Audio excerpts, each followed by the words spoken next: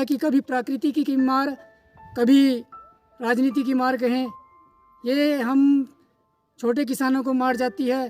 कभी बारिश नहीं हो। किसान बचाओ बागवान बचाओ अभियान के तहत कंधे पर हल और हाथ में तिरंगा लेकर बद्दी से निकला युवक शिमला पहुंचा। क्या है यात्रा का कारण, आइए जानते हैं उनसे ही कि क्यों पैदल चल रहे हैं। इस समय हम मौजूद है राष्ट्रीय राजमार्ग 5 चंडीगढ़ शिमला राष्ट्रीय राजमार्ग पर, और यहाँ हमें एक व्यक्ति मिले हैं जो कंधे पर हल उठाए एक पैदल यात्रा कर रहे हैं। आइए जानते हैं इनसे कि इनके इस पैदल यात्रा का क्या उद्देश्य है। सबसे पहले आप अपना परिचय दीजिए। सर, मैं लायग्राम हूँ और मैं ग्राम पंचायत साई तहसील बद्दी का रहने वाला हूँ। जिला सोलन हिमाचल प्रदेश का ही रहने वाला हूँ।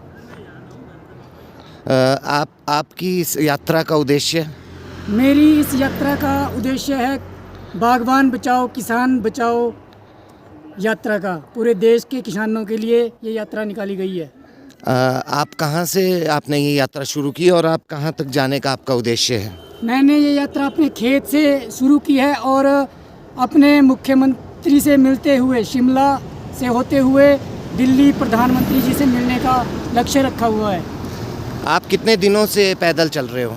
मुझे आज चलते हुए 6वां दिन है। मैं नए साल से शुरू की थी यात्रा और आज 6 तारीख है, 6 दिन हो गए।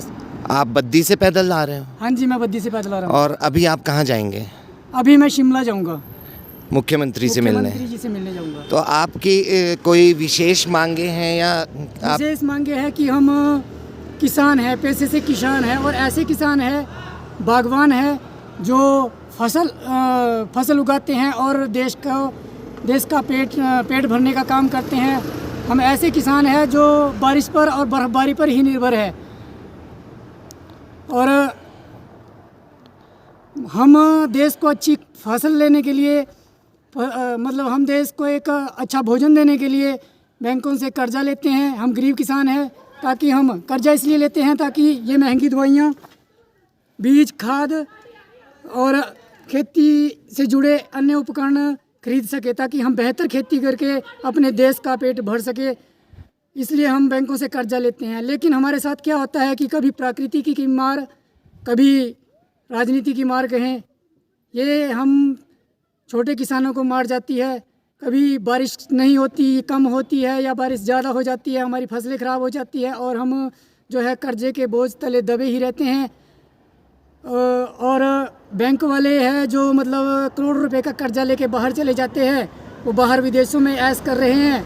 लेकिन जो 20,000 का, 50,000 का या 1 लाख रुपए का कर्जा लेके बैठे हैं, यहाँ के किसान भाई जो देश को चलाने का, पेट भरने का काम करते हैं, बैंक वाले उनको तंग करते हैं, उनके घर जाकर उनको जलील करते हैं, नोटिस निकाल कर।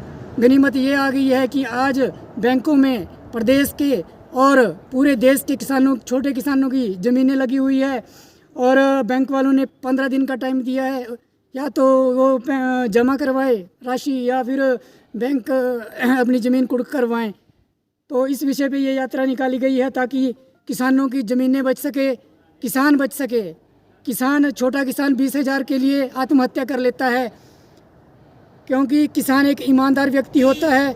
वो हर व्यक्ति का कर्जा चुकाना चाहता है जिससे लिया होता है, लेकिन प्रकृति की मार उसको ऐसी मार पड़ती है कि वो अपना घर चलाने के लिए भी बहुत मुश्किल से कठिनाइयों का सामना करता है। और जब बैंक वाले या कोई अन्य व्यक्ति उसको जलील करता है तो वो ये सदमा सह नहीं पाता और आत्महत्या परिवार के सहित करता है। इसलिए देश में किसानों की संख्या बहुत कम रह गई है, खेती बहुत कम हो रही है। मैं चाहता हूँ कि मेरा किसान भाई बचे, मेरा देशवासी बचे और देश को एक बेहतर किसान मिले, एक बेहतर भोजन देने वाला, एक बेहतर भोजन हम दे सके। इसलिए ये यात्रा हमने निकाली है। तो आपकी ये यात्रा मुख्यमंत्री से मिलने के बाद ही ख़त्म होगी? मैं मुख्यमंत्री जी से मिलूँगा, मुख्यमंत्री जी क्या कहते हैं, इस विषय में क्या करते हैं, उसके बाद चर्चा होगी, उसके बाद ही कुछ कहा जा सकता है। फिर उसके बाद मैं प्रधानमंत्री जी से मिलूँगा।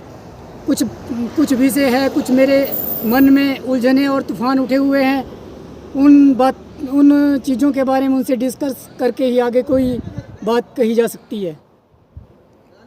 धन्यवाद। धन्यवाद भाई। और मैं आशा करता हूँ कि मेरा हर किसान और हर बागवान साथ दें और शांतिपूर्वक तरीके से इस आंदोलन को मुझे कामयाब करने दें, ऐसी मैं आशा करता हूँ। धन्यवाद। जय हिंद, जय भारत, जय किसान, जय जवान। धन्यवाद। नव टाइम न्यूज़ शिमला।